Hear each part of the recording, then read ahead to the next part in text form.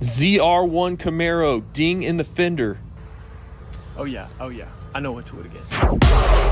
She's smooth, boy. This was at my local Chevy dealer, George Moore Chevrolet, here in Jacksonville, Florida. There was a customer, this is a used car, there was a customer coming in from out of town to look at this thing and possibly to buy it that day. So they called me in specifically to fix this one car to make sure it was looking really nice for that customer. Now I'm getting my shade set up going.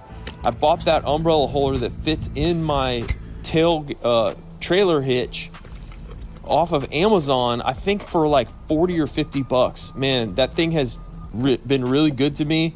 No issues with it. And then I just went and bought the biggest umbrella I could find at Lowe's or Home Depot. There's the ding right in the fender. I'm gonna clean the panel off first. I tell rookies, when you're trying to get into this, clean the panel early and often. You want to keep all the dirt.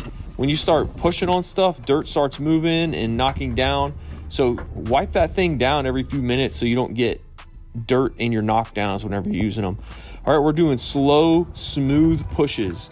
I can't remember if this is the Dent Slayer original door tool, original profile, or the sharp. I usually go for the sharp if there's any kind of depth to the dent, to get that thing moving quickly.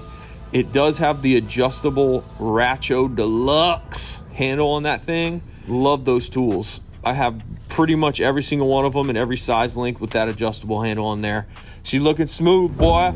Customer came in, everything was good, everything looked good. I'm pretty sure the customer bought the car on site.